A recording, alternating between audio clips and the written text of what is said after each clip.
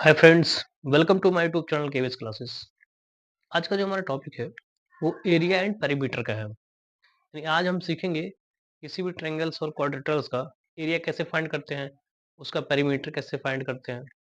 Okay, देखिए यहाँ पे ट्रायंगल्स के बारे में। सबसे पहले हम ट्रायंगल्स लेते हैं।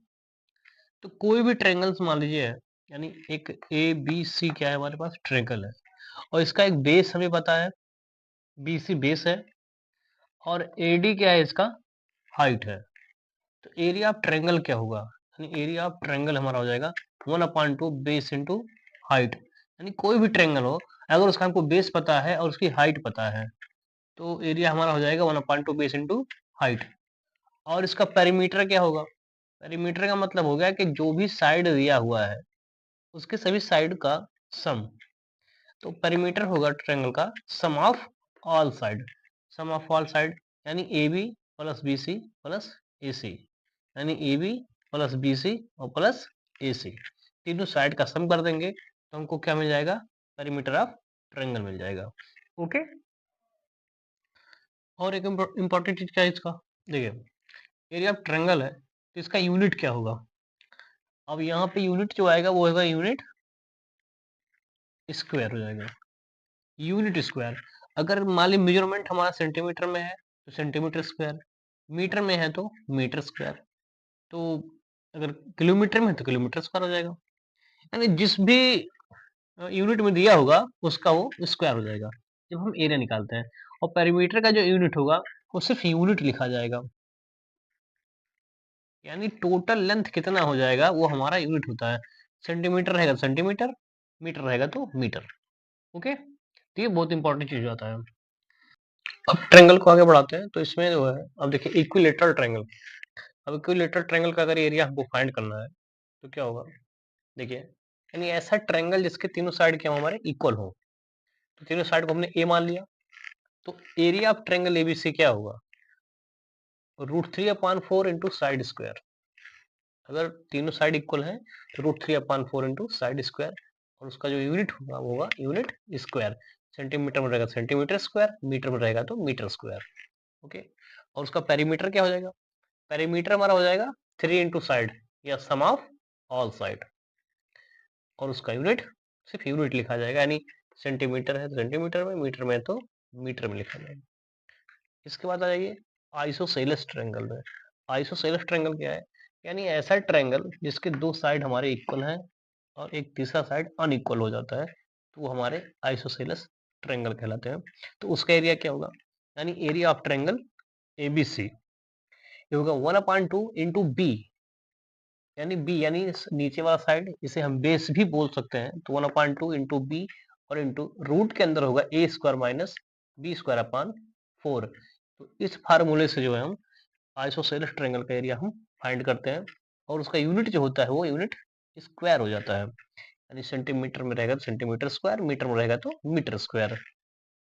और पेरीमीटर क्या होगा, तो पेरीमीटर हमारा हो जाता है सम ऑफ ऑल साइड, यानी जितने भी साइड दिए हैं उन सबका टोटल जो है, यानी सम जो है वो हमारा हो जाएगा पेरीमीटर ऑफ ट्रायंगल या पेरीमीटर ऑफ आइसोसेलेस ट्रायंगल।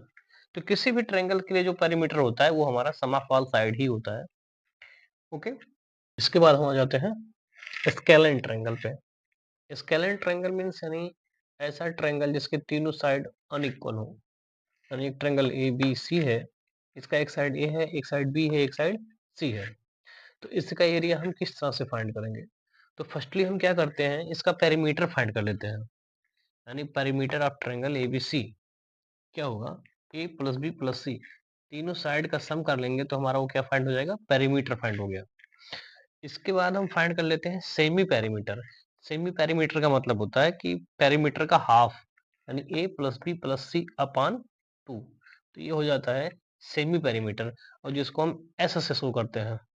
ये जो हमारा एस है, कैपिटल एस, ये हमारा सेमी पेरीमीटर होता है जो ए प्लस बी प्लस सी अपॉन 2 इसके इक्वल होता है।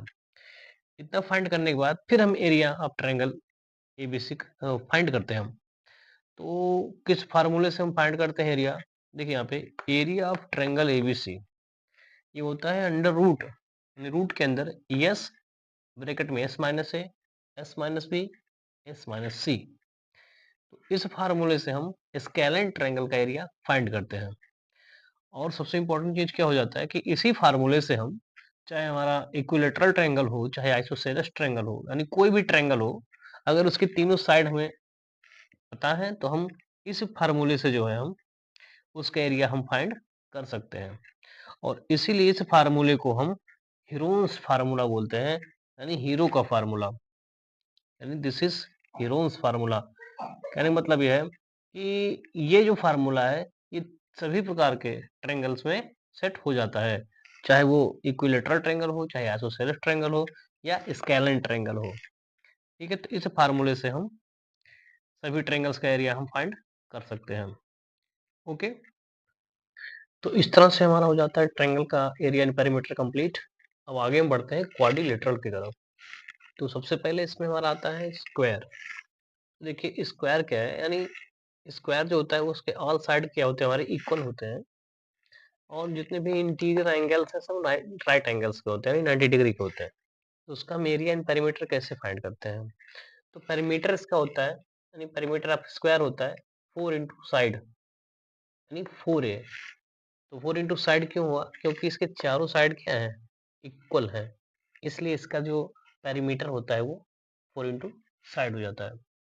और यूनिट रहेगा, नहीं यूनिट सेंटीमीटर में रहेगा सेंटीमीटर, मीटर में रहेगा तो मीटर। अब एरिया क्या होगा इसका? एरिया यानी साइड स्क्वायर। अगर हमको स्क्वायर का केवल एक ही साइड पता है और हम उसका स्क्वायर कर दें तो हमको उसका एरिया फाइंड हो जाएगा।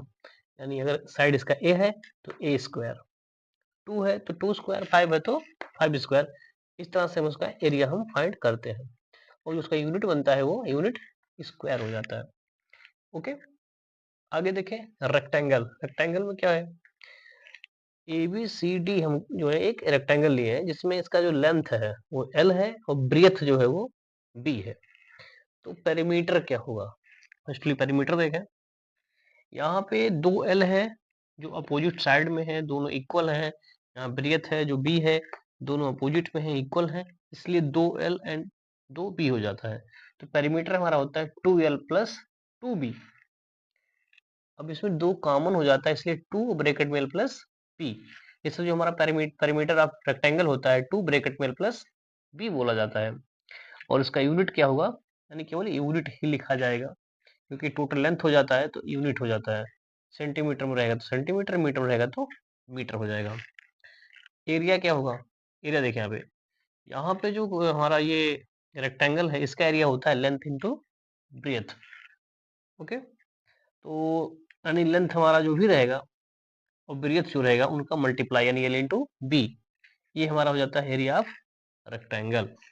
ओके, तो इस तरह से हम एरिया ऑफ रेक्टेंगल फाइंड कर लेते हैं। अब यहाँ देखिए आगे क्या हमारा रोम्बस है। रोम्बस का एरिया कैसे फाइंड करते हैं इसको आप समझे। तो रोम्बस का जो पेरीमीटर है, पेरीमीटर हमारा होगा 4 इंटू साइड, क्योंकि रोम्बस का भी जो चारों साइड है वो हमारा क्या होता है, वो इक्वल होता है।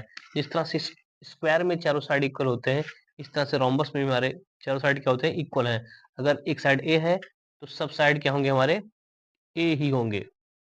ओके, इस तरह से, इसलिए इसका भी जो पेरीमीटर हो जाता है वो जाता है 4a।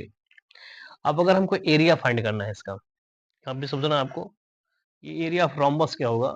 तो इसका जो एरिया होता है ये 1/2 बेस इंटू हाइट, यानी 1/2 बेस इंटू हाइट। अगर हमें रोम्बस का बेस पता है और उसकी हाइट पता है, अब ये हाइट कैसे फाइंड करेंगे, क्योंकि इसके तो जो लाइनें हैं वो स्लांट हो जाती हैं ये। तो एक हम यानी एल्टीट्यूड फाइंड करते हैं, यानी सीधा हाइट हम फाइंड करते हैं, उसकी वैल्यू पता है, और एक साइड जो नीचे है बेस, अगर ये हमको फाइंड है तो हम एरिया ऑफ रोम्बस फाइंड कर सकते हैं। तो 1/2 बेस इंटू हाइट, इस फार्मूले से हम रोम्बस का एरिया फाइंड करते हैं। और इम्पोर्टेंट चीज क्या है इसमें, रोम्बस का एरिया हम एक दूसरे तरीके से भी फाइंड करते हैं। कैसे? अगर ए बी सी डी हमारा क्या है, एक रोम्बस है, और ए सी और बी डी ये डायगोनल है। डायगोनल मीन्स यहाँ पे अपोजिट वर्टेक्स को जब हम ज्वाइन करते हैं, ए सी का अपोजिट वर्टेक्स है, बी डी का अपोजिट वर्टेक्स है, हमने ज्वाइन किया तो दो डायगोनल्स बने, एक डायगोनल D1 हो गया, एक डायगोनल D2 हो गया। तो अगर डायगोनल्स का मेजरमेंट हमको पता है तो एरिया क्या होगा रोम्बस का 1/2 इंटू D1 इंटू D2, यानी दोनों डायगोनल्स का मल्टीप्लाई कर दें और हाफ कर दें तो हमको एरिया ऑफ रोम्बस फाइंड हो जाएगा। तो इस तरह से जो है हम स्क्वायर, रेक्टेंगल और रोम्बस का एरिया हम फाइंड करते हैं। ओके, इसके बाद हमारा जाता है ट्रेपेजियम। ये भी बहुत पूछा जाता है, तो इसको भी देखिए आप। ट्रेपेजियम क्या है?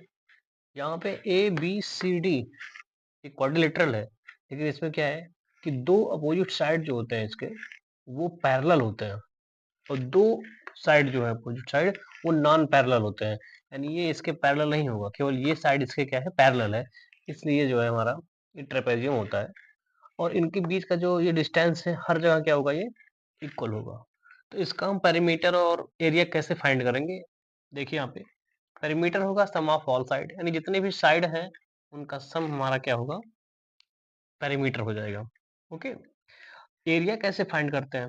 यानी एरिया जो होता है 1/2 सम ऑफ पैरेलल साइड, यानी इनटू में सम ऑफ पैरेलल साइड। जो मेजरमेंट एडी का है और बीसी का है उन दोनों को हम ऐड कर लें और इनटू हाइट, हाइट मतलब इन दोनों के बीच का जो डिस्टेंस है वो हमारा हाइट होता है। तो इस फार्मूले से यानी 1/2 into sum of parallel side into height, इस फार्मूले से हम एरिया ऑफ ट्रेपेजियम फाइंड करते हैं। ओके, अब लास्ट में हम देख लेते हैं सर्कल को। तो सर्कल क्या है, देखिए यहाँ पे सर्कल में यहाँ पे ये जो राउंडिंग शेप में कर्व्ड बना हुआ है ये पूरा, इसे हम कहते हैं सर्कमफ्रेंस। यानी किसी भी फिगर के चारों तरफ जो लाइनें हैं वो हमारा पेरीमीटर होता है, बट सर्कल में वही पेरीमीटर हमारा क्या बन जाता है, सर्कमफ्रेंस हो जाता है। यानी पेरीमीटर जो होता है वो सर्कमफ्रेंस के ही इक्वल होता है। ठीक है, और सर्कमफ्रेंस को हम सी से शो करते हैं, जो हमारा होता है 2πr, यानी r हमारा क्या है, रेडियस होता है। r क्या है, रेडियस है, सर्कल का रेडियस हो गया। तो जो सी हमारा हो गया वो 2πr के इक्वल हो जाता है। और 2 और r, ये 2r जो है हमारा डायमीटर होता है, यानी d इक्वल टू 2r।